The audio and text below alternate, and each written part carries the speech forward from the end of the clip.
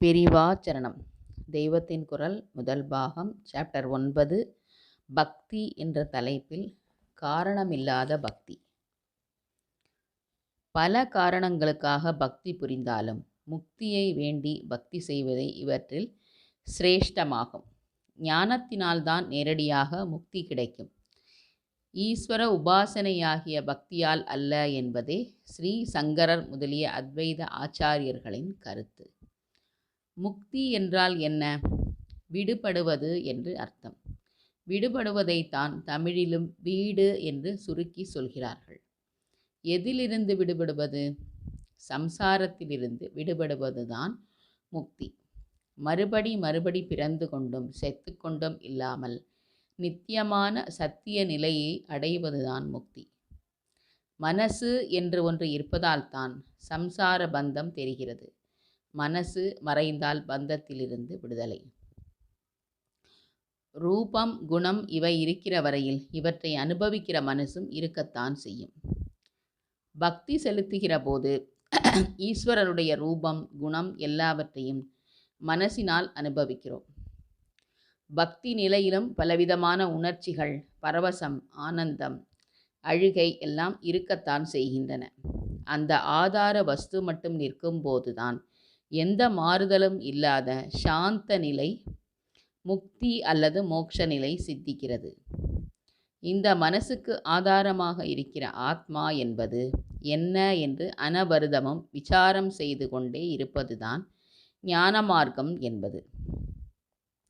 இதே விசாரத்தில் மனசை முழுக்கினால் கடைசியில் ஈஸ்வரானுகிரகத்தினால் மனசு மறைந்து ஆத்மா இன்னதென்று தெரிந்து விடுகிறது. ஆத்ம சாட்சா்காரம் என்கிற அந்த நிலையே விடுதலை அல்லது முக்தி என்று தெரிகிறது. ஆனால் கோபாலகிருஷ்ண பாரதியார் பக்தி பண்ணி கொண்டிருந்தால் முக்தி பெறலாமே என்று பாடுகிறார். வைகுண்டத்துக்கு போவதுதான் முக்தி, கைலாசத்துக்கு போவதுதான் முக்தி என்பவர்களைப் போல் இவர் சொல்லவில்லை. அந்தந்த தேவதைகளிடம் பக்தி செலுத்தினார் அதற்குரிய லோகத்துக்கு, வைகுண்டம், கைலாசம் போன்றவற்றிற்கு செல்லலாம்.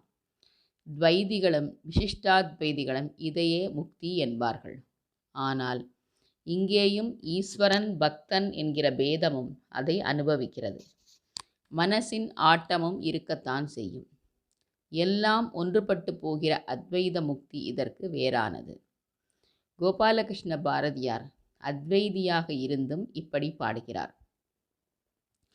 அவர் மட்டுமில்லை, ஞானம்தான் முக்திக்கு நேர் சாதனம் என்று சொன்ன அத்வைத பரமாச்சாரியாரான சங்கரரே நிறைய பக்தி சோஸ்திரம் செய்திருக்கிறார். க்ஷேத்ராடனமும் தீர்த்தாடனமும் செய்திருக்கிறார். ஷண்மத ஸ்தாபனம் என்று 6 வித மூர்த்திகளின் வழிபாட்டை நிலைநாட்டி இருக்கிறார்.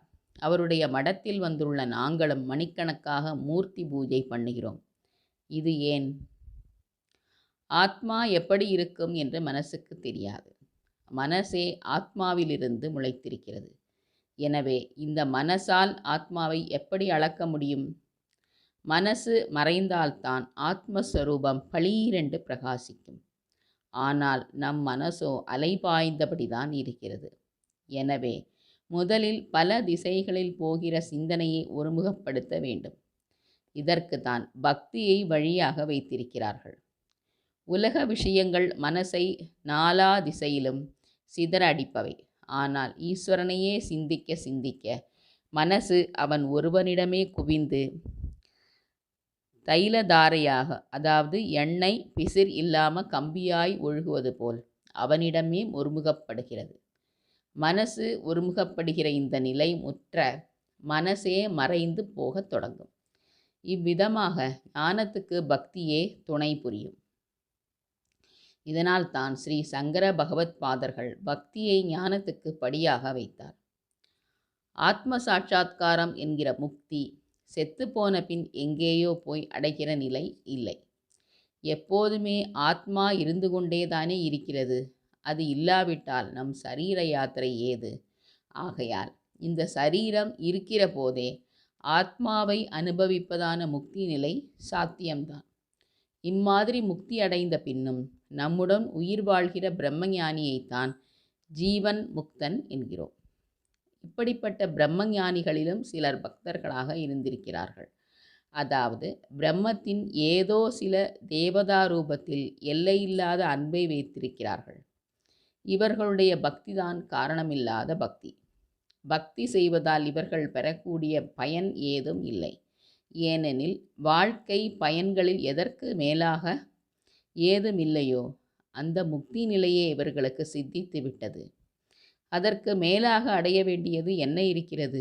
இருந்தாலும் ஈஸ்வரனாக தோன்றுகிற பிரம்மத்தின் லீலா சக்தியை இவர்கள் ரசித்து கொண்டு அற்புத லீலை செய்கிற அந்த ஈஸ்வரனை ஓர் இஷ்டமூர்த்தியாக கண்டு அதனிடம் காரணமே இல்லாத பிரயோஜனமே எதிர்பாராத உத்தமமான அன்பை பொழிகிறார்கள். மோட்சம் வேண்டும் என்ற பிரயோஜனத்தை கூட ஜீவன் முக்தன் எதிர்பார்க்க அவசியமில்லையே. இந்த பக்தியைத்தான் பிறவியிலிருந்தே பிரம்மனிஷ்டரான சுகர் அகைதுகி பக்தி என்கிறார். ஹேது என்றால் காரணம், காரணமே இல்லாதது அகைதுகி. இது முக்தி வந்ததற்கு பிந்தைய நிலையிலுள்ள பக்தி. பெரிவா சரணம்.